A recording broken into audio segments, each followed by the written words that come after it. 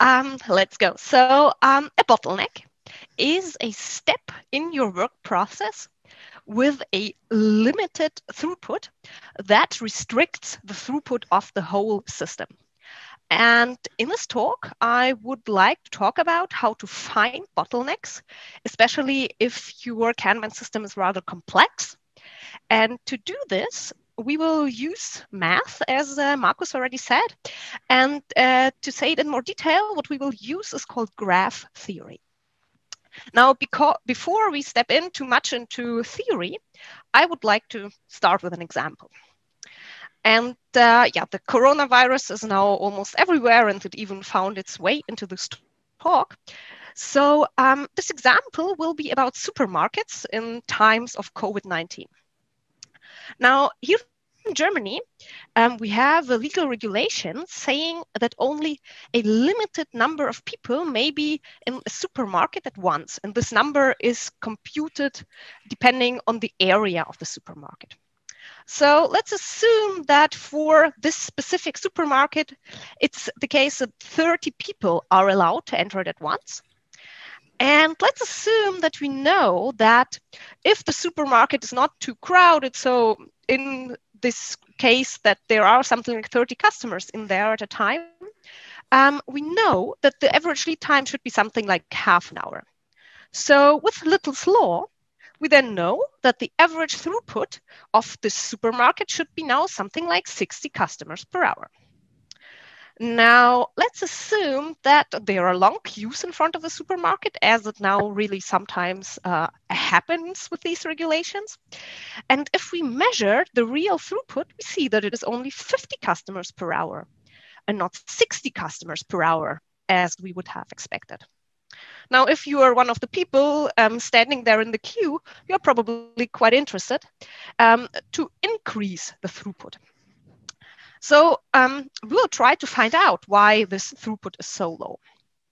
Now, a few more comments on that. First, how is the number of people who are in the supermarket at once restricted?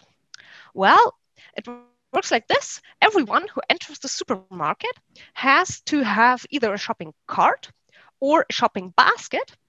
And let's assume that we decided to do it half-half. So there are 15 shopping carts available and 15 shopping baskets.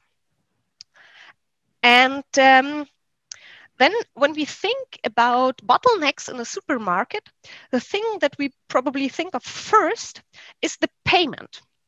So there we have a self-serve checkout with a maximum throughput of 50 customers per hour in the supermarket. And additionally, there is a cashier who can do something like 20 customers per hour. So 50 plus 20 is 70, right? So this seems not to be the bottleneck that leads to the throughput of 50 instead of what we would expect, so 60. So let's look at the process here in a bit more detail. This is the Kanban board of our supermarket. We have first the input queue, then there is the return of deposit bottles, then you go shopping, you pay, and in the end, you're done. The work items in this case are just customers. So for example, when we will be talking about throughput, what we always mean is the number of customers per hour who can do this step. Okay, so I will now remove the cards from the Kanban board, and I will show you even more in detail what's happening here. So the input queue is just a queue where people are waiting to enter the supermarket. Then, as the next thing, you can return your deposit bottles, and this step is optional. So you either return your deposit bottles, or from the queue, you directly go to waiting for a free shopping container. Then you go shopping, either with a shopping cart or with a shopping basket. And then you have to pay. And you either do that at the cash counter or you do that at the self-serve checkout. You first wait and then you pay. And in the end, you leave the supermarket. Now, you might notice that there is no arrow from going shopping with a shopping cart to paying at the self-serve checkout. And this is because when you are at the self-serve checkout, you have to put your shopping basket on the left-hand side. Then you take out the shopped items one by one. You scan them, and then you put them on the right-hand side in your bag. And you're not to do this with a shopping cart because of theft protection, so that everything can be seen. Now, if we want to find out where the bottleneck is, we of course need to measure things. We need some more information, as we always need when we want to find something out about our Kanban system. And what I will show you now is the maximal throughput for each of the steps in this process. So, for example, 25 people per hour at most can return their deposit bottles. As we were already talking about, 50 people can pay at the self-serve checkout per hour, and 20 people can pay at the cash counter, and so on. These 30 and 30, this is because of the 15 shopping carts and the 15 shopping baskets and the average lead time in the supermarket. And then you might notice that we have some arrows where we have an infinity sign on. Well, this, as people doing Kanban, we say that this is a buffer. This is why there are infinity signs. So these waiting positions, they are just buffers. Okay, so this is our shopping process. And now we will start to do math to find out where the bottleneck is. So I will now remove all these nice images and put just small circles there. And this is because in math, we don't know anything about shopping carts and we don't know anything about deposit bottle return. These are just all steps in our process. These orange numbers that were the maximal throughput that are written on the arrows, they will be called the capacity. This is just another name that is used in graph theory for this thing. And the capacity can be just any non-negative number. Then these small circles that were steps of our shopping process, they will be called nodes, and the arrows will be called arcs. There are two special nodes in this graph model. And the first of them is the first column of the Kanban board. And the node corresponding to the first column of the Kanban board will be called the source. And then the other one is the last column of the Kanban board. And there, the node will be called the sink. And the source is also denoted by S, and the sink is also denoted by T. Now, next thing is, I'm sorry. So no. Okay. Now this is a graph, and we need two more concepts in this graph to be able to find the bottlenecks.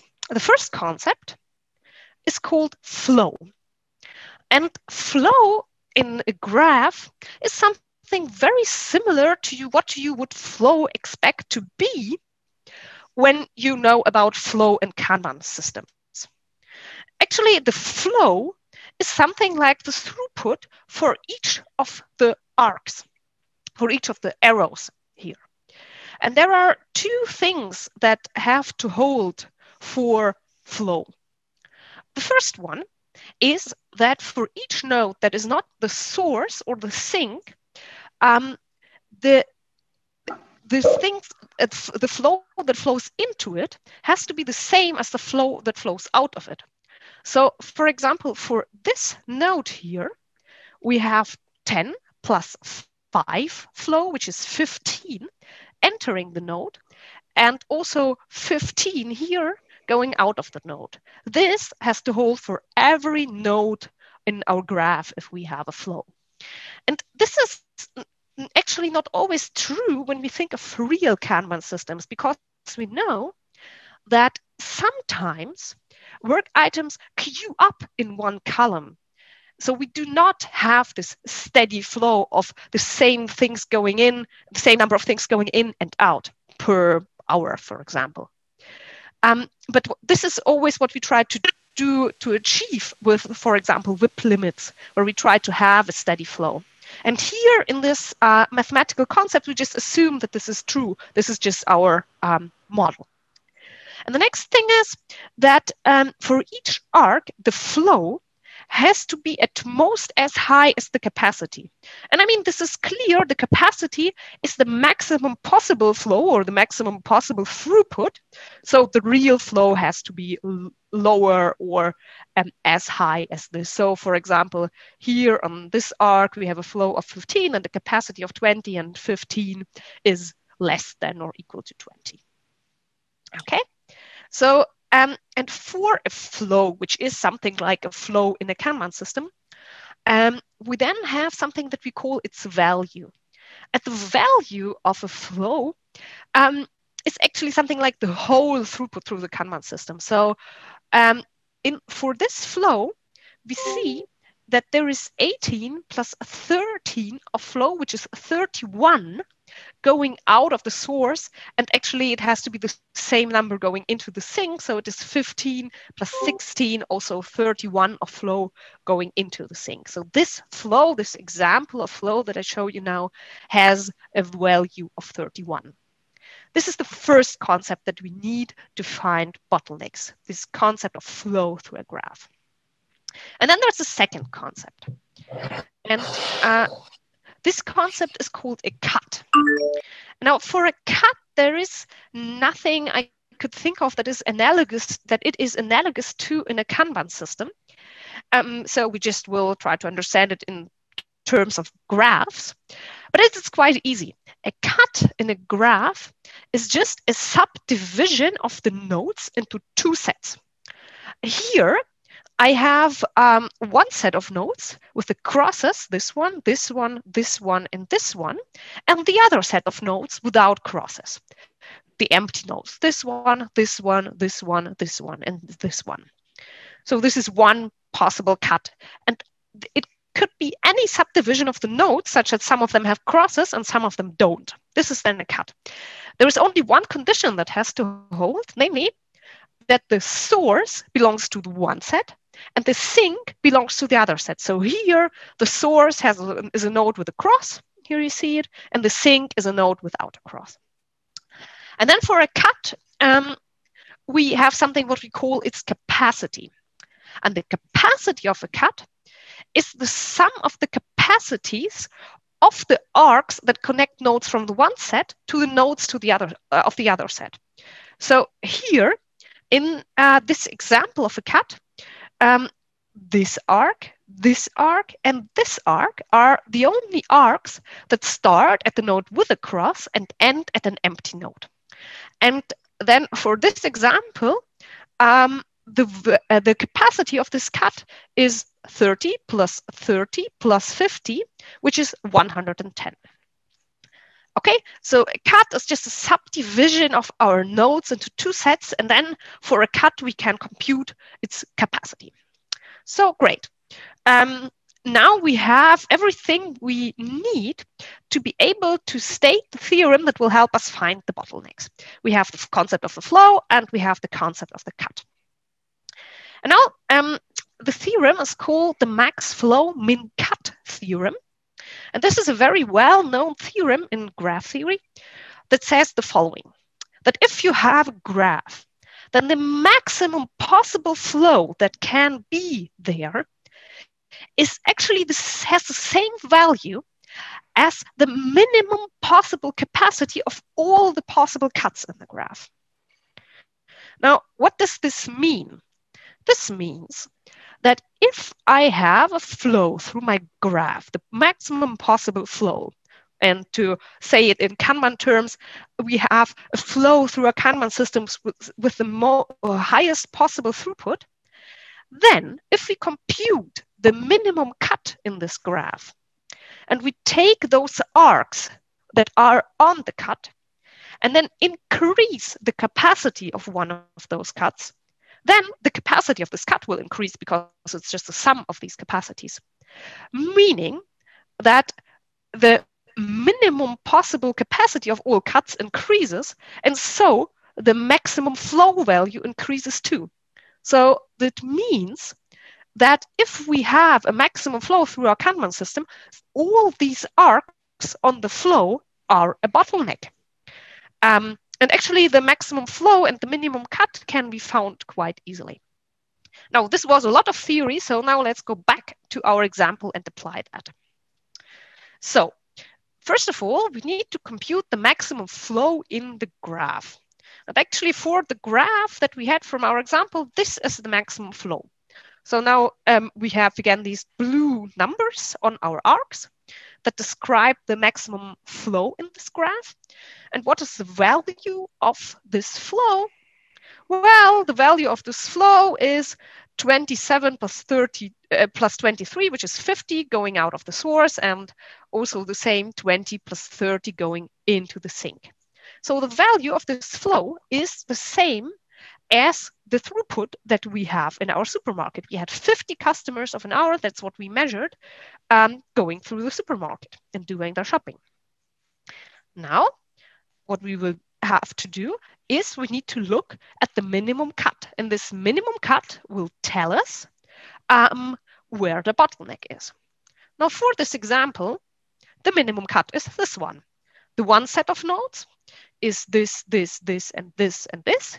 And the other set of nodes is this, this, this, this, and this. And so let's look now. What are the arcs on the cut that will describe the bottleneck? Well, this is this arc that's going from a node with a cross to a node without a cross. And it's this arc going from a node with a cross to a node without a cross. These are the bottlenecks in our Kanban system. So let's go back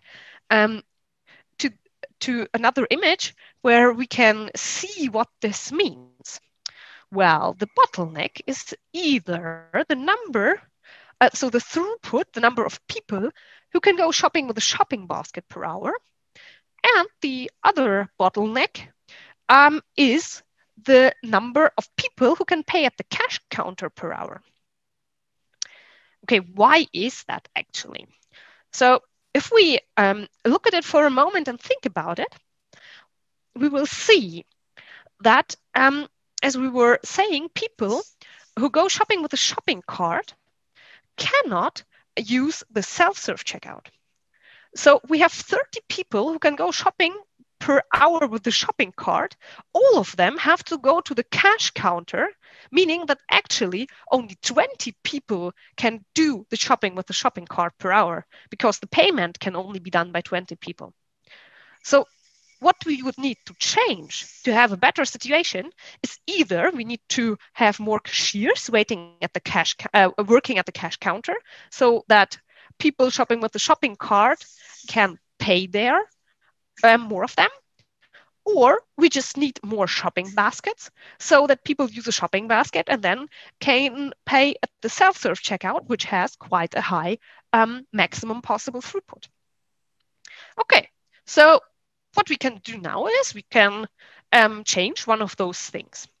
And I think that the easiest thing to change would be to increase the number of shopping baskets, right? Having another cashier would also be possible, but I think this thing here would be the easiest thing to change. Now we had 15 shopping carts and 15 shopping baskets.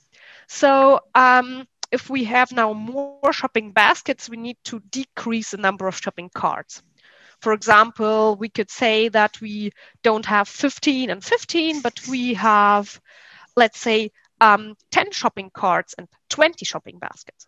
Now, of course, I don't know what the right ratio would be, which numbers would be good here, but I can just try again, change something, then I have to measure things.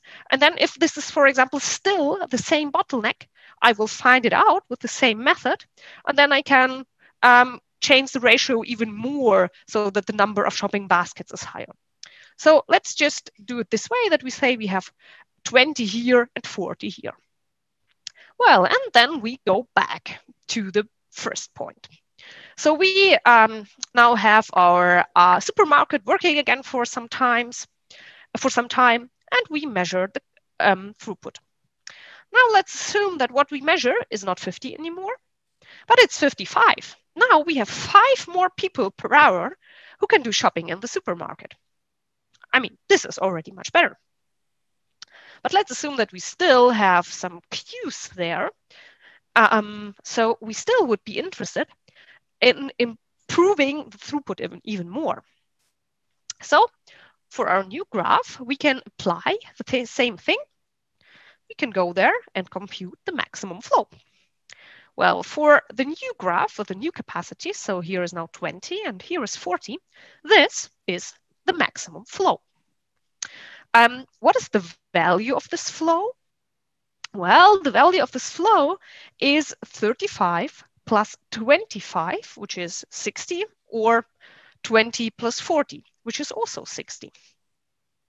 Okay, now this is interesting because we now have a different case. The throughput that we measure now in our supermarket was 55, but the maximum possible flow is 60. Why is it that the real throughput is lower than what is theoretically possible? Well, the reason for that is probably that in the mathematical concept of flow, the flow is not interested in which way it takes through the whole system. But probably in real life, this is not true. So people are interested in, for example, whether they return their deposit bottles or not, or they just go directly to waiting for a shopping container and other things. So if we now want to understand what's happening here, we need to look at the real numbers. We have to look at the real flow that we have, at the real throughputs for each of the steps. And what we will then probably find out is something like this. Actually, more people could do their shopping. There are free shopping baskets and even free shopping carts, but there is no free capacity at the cash counter and a lot of free capacity at the self-serve checkout. And probably people just don't want, some of the people don't want to use the self-serve checkout because they want to pay by cash. And you can pay by cash only at the cash counter. So now our model here is not really true of what is happening in the real Kanban system. So what we would need to do is we would need to adjust our model so it still represents what is happening in the real Kanban system. For example, we could go ahead and change this number. We could say that the capacity here is not infinity, but the capacity here is, let's say, 35. Maybe there are only 35 people per hour available who would go shopping and pay in the self-serve checkout. So we could change this number. And then if now our model represents more what's happening in the real world, we can go ahead and do the same thing again to find our bottlenecks. Now you see that I have drawn here only a dashed arrow. And this is because it is not an easy thing to adjust your model to the real world. And you could probably do a whole set of talks about how to model certain things in a Kanban system.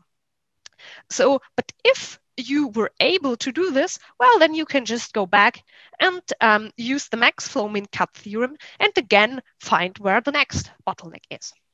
So what I showed you now is the way how to use graph theory to compute where your bottleneck probably is. I would like to say just a few more things on that. So the first one is that in the example that I showed you, we had only one node that corresponded to the first column of the Kanban board and one node that corresponded to the last column of the Kanban board. Actually, this is still applicable if you have a subdivided first column or last column. So if different possible steps correspond to the first and the last column of your Kanban system, then what you just have to do is you add a source node before the first column of the Kanban board and a sink node after the last column of the Kanban board. So this is actually not a problem. Then in this small supermarket example, I had only arcs that were going from left to right. And I mean, this is something that we actually want to achieve in a Kanban system. We want our items to move from the left to the right. But that's not always true because, for example, sometimes we have a review step and then we have to push something back, or we have something that is somewhere and then it goes to be a blocker or other things. But actually, this method is applicable even if you have backwards arcs or arcs in the same column of the Kanban board or something like that. And actually, in this case, it is even more interesting to apply such a method because the more complex your work process is, the harder it is to spot your bottlenecks. And then actually, I was always talking about the minimum cut and the maximum flow, but this is not true. Actually, in a graph, you can have a multiple number of maximum flows and a multiple number of minimum cuts. But this is not a problem. You can still apply all these things. But I did not want to explain it this way because otherwise it would have gotten even more complicated, but just that you know that it can be a multiple number of them. And then I computed for you the maximum flow and the minimum cut. But I didn't show you how to do this. There is actually a whole bunch of algorithms that tell you how you can do that. Probably the most well-known of them is the Ford-Fulkerson algorithm, but there are also others. So if you're interested, just go ahead and check that out, how it works. And then finally, if you're not such a big fan of graph theory as I am, please do not be afraid of looking for bottlenecks in your Kanban system after this talk. There are, of course, also other ways to spot them, especially for simpler work processes. But if you liked graph theory, please try this, have fun, and yeah, please share your insights with the community. Thank you. That's it.